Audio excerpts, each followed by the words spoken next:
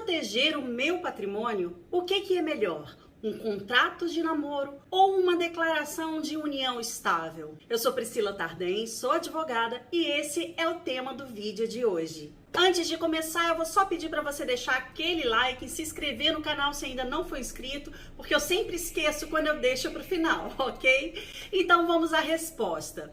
O contrato de namoro, ele só serve se o que você tiver for realmente um namoro. Hoje em dia, a gente sabe que existem namoros com muito mais intimidade, com muito mais até integração entre aquele casal. Até o STJ reconhece isso e chama de namoro qualificado, que é quando uma parte dorme na casa da outra, tem uma relação muito mais profunda do que aquele simples namoro que a gente estava acostumado a ver tempos atrás. Mas namoro qualificado não é união estável. E qual é a diferença?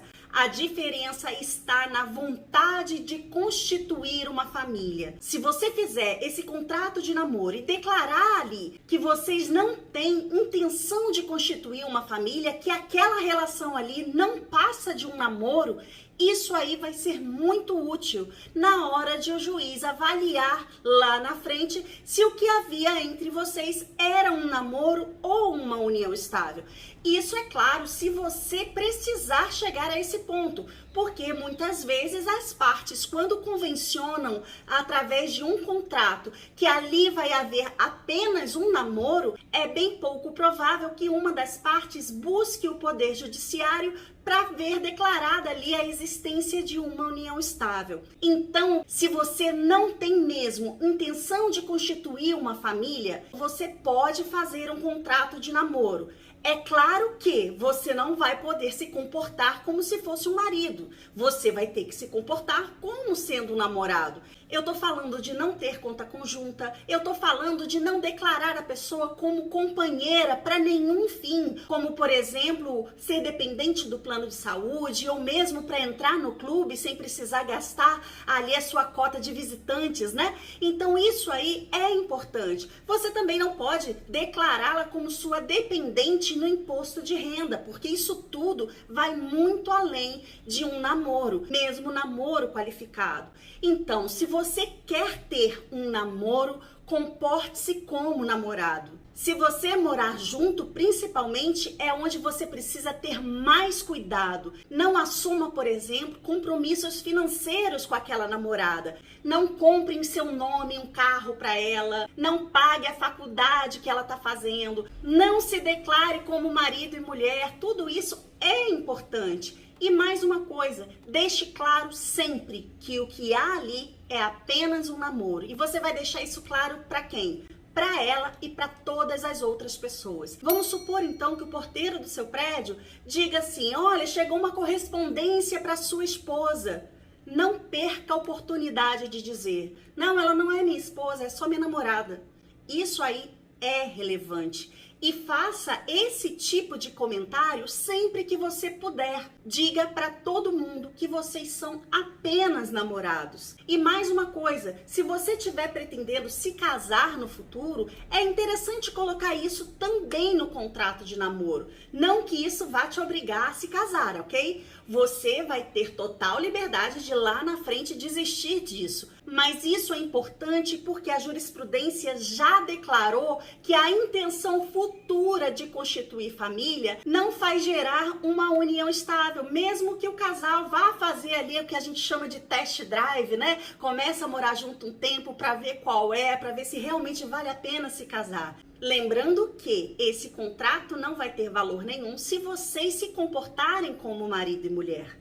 É importante que vocês sejam namorados e que aquele conteúdo do contrato reflita a realidade fática, o que realmente existe entre vocês. E por que é importante que não haja configuração de uma união estável? Porque no namoro não há consequências patrimoniais. Não existe regime de bens entre os namorados, mesmo que seja um namoro qualificado. De repente você deve estar pensando agora: ah, Priscila, isso aí dá muito trabalho, é melhor fazer logo uma declaração de união estável e ali eu escolho o regime da separação de bens e o meu patrimônio vai estar protegido.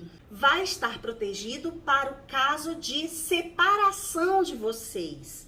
Porém, existe o direito sucessório do companheiro, independentemente do regime de bens que se adotar ali. A única exceção é a separação obrigatória de bens, que não se confunde com a separação total de bens, que seria essa que você estaria pensando em fazer.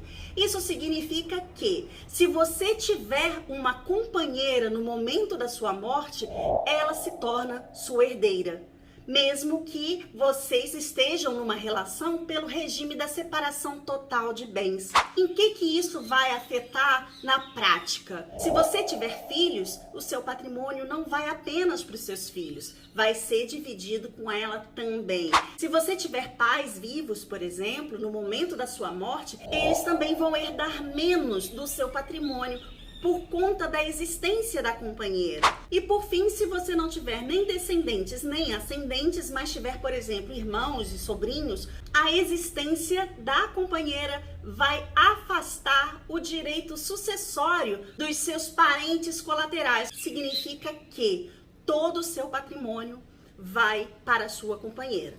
Exceto, é claro, se você fizer um testamento, mas mesmo fazendo testamento, você tem que guardar uma parte obrigatoriamente para sua companheira, porque ela é considerada herdeira necessária.